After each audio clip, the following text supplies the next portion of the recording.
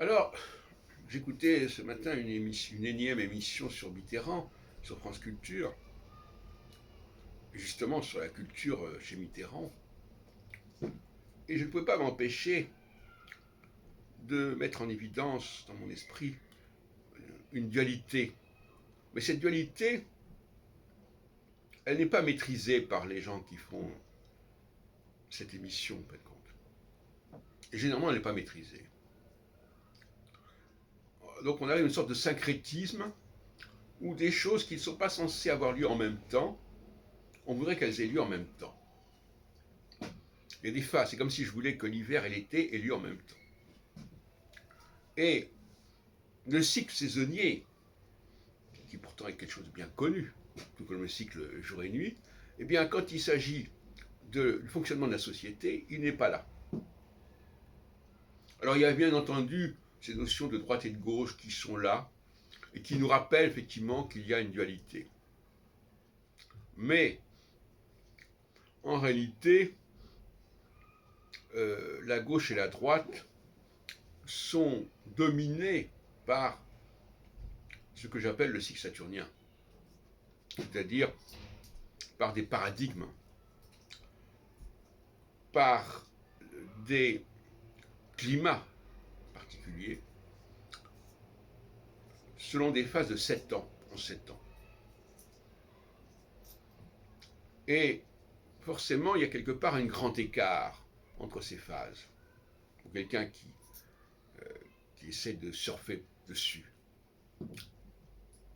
D'où des définitions de la gauche, par exemple, qui sont complètement contradictoires.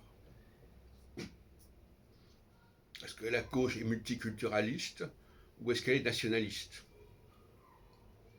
D'ailleurs, même dans le nazisme, il y a le terme même de national-socialisme est lui-même extrêmement ambivalent, quelque part, et délibérément. Et en ce sens-là, il y a une certaine subtilité à combiner les deux notions. Mais en fin de compte, tout gouvernement est national-socialiste, quelque part.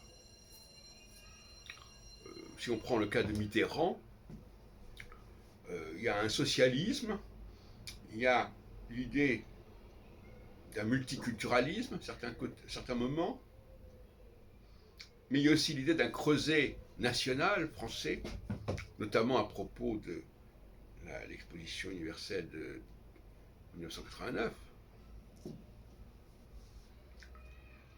Et on est perdu un peu dans tout ça.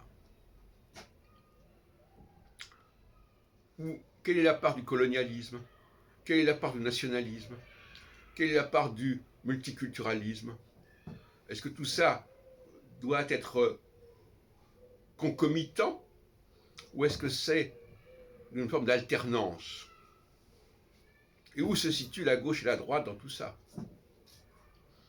Donc on voit bien qu'il faut repenser ces catégories et surtout pas les figer.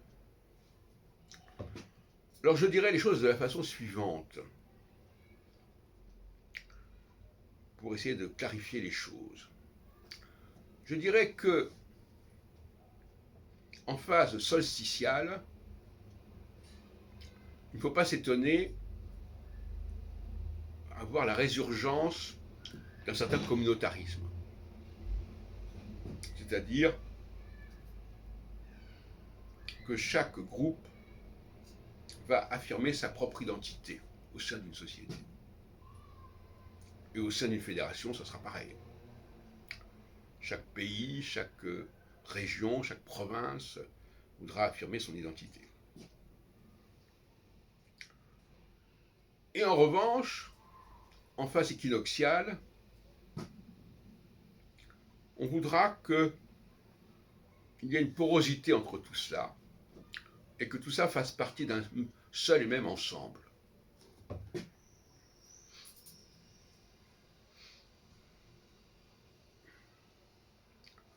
Et alors là, on est dans le colonialisme, on est dans le fédéralisme, on est dans l'impérialisme.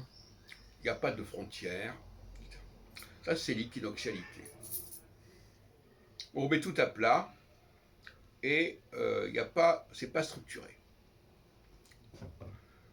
Il n'y a pas de cristallisation. Mais au bout de 7 ans, les choses vont basculer. Il y a un ras-le-bol de cette espèce de magma comme ça, informe, où tout se vaut et tout est commun. Et là, on retombe dans ce que j'ai appelé la solsticialité.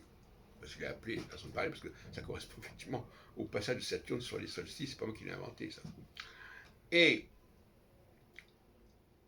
par conséquent, et inversement, au bout de 7 ans de solsticialité, où les communautarismes, les différences ethniques, psychiques, sexuelles, tout ça est parti dans tous les sens, eh bien, on a un besoin de rassembler, de réunir, et de faire converger et d'unifier. Et c'est un phénomène qui ne cesse pas. Comme dirait Camus, c'est le rocher de Sisyphe. Hein, on fait un truc, et puis ça redescend, et puis on refait, et puis ça redescend.